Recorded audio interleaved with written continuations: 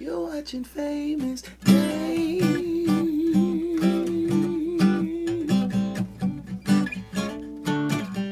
on YouTube.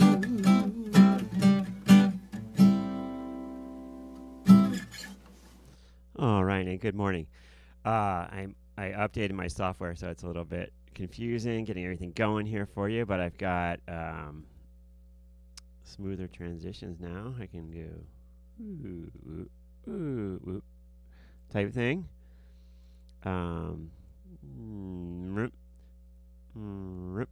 Anyway, so I'm going to get a second camera going as well. Anyways, welcome back to the Short Vol Show Live. My name is David Lincoln, and you are watching the Short Vol Show Live on YouTube, coming to you from Cape Cod, Massachusetts, home of the Pilgrims.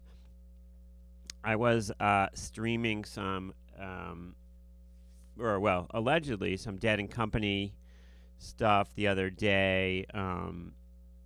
The group Dead and Company is touring around the country, and every show has a live stream, which I've been checking out with some friends on the down low. Anyway, the point of this video is to talk about Square, so let's do that. Yesterday we had a down move in Square, down move in the whole market, but also down move in Square. And over the last few days, several of the of analysts who if you've listened to me for any period of time, you know I don't really believe a whole lot in what analysts have to say. I think they're kind of a waste of time. When I was in college, I was dating a woman, lovely woman who I won't name here, and I started when I got out of college. I started working as an apprentice mechanic in a garage fixing cars, and she was going to Georgetown at the time. And I don't think she liked that. Anyways, she ended up breaking up with me. But within a year of that, I hooked up with a fraternity buddy and ended up on the trading floor. And all of a sudden, I was in the world of high finance. And she ended up becoming an analyst, I think, which is part of my animosity towards analysts, possibly. But anyway, there came a period in the 90s when the world of stock analysts tried to kind of reform itself. And instead of just sort of rubber stamping every what companies wanted to do, it used to be that analysts were basically just used by big brokerages and firms to help them with getting out of position. So if a company, let's say Morgan Stanley, was long a bunch of shares of stock and they needed to get out of it, they'd have the analysts come on, talk about it, and then the public would buy the shares from them and they could get out of their long type thing. And analysts were just kind of like used by different firms to tout whatever product they wanted to sell to people. They tried to become a little bit more independent at some point, and not, for example, have a certain percentage of stocks that they had to not like. Not as much just, oh, we love all stocks. They had to pick ones that they didn't like as well. And there's actually a interesting website that I'm trying to pull it up right now that it rates all the analysts on how accurate they've been. And so you can see in the world of stock analysis which people have actually been right over time. And I'm trying to find it here. Let's see. There's a site that rates analysts.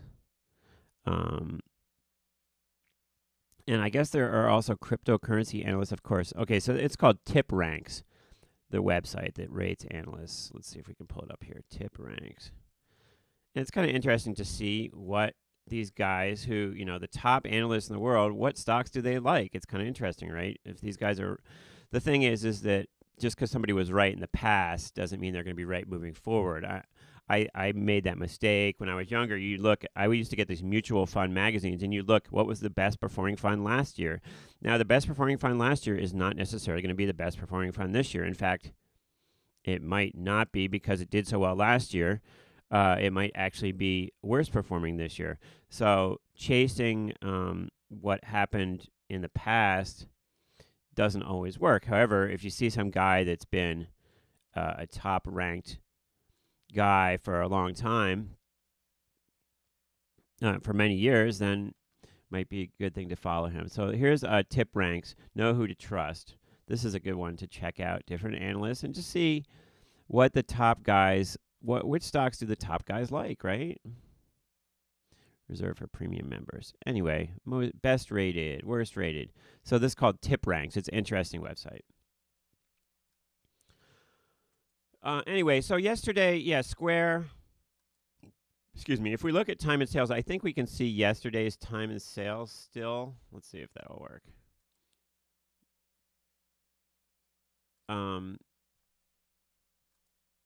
Because we had this big trade yesterday. I guess we can't. There was a big trade yesterday, which I highlighted on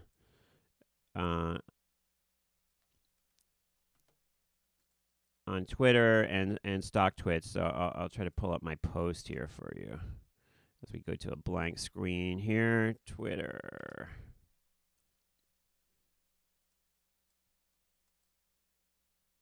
I highlighted an options trade, and what it was somebody bought 15,000 puts in Square yesterday, and it kind of spooked me. So here we can see the trade here. Someone came in at 10:30 a.m. and bought 15,300 of the 29 July 45 puts, paid 36 cents.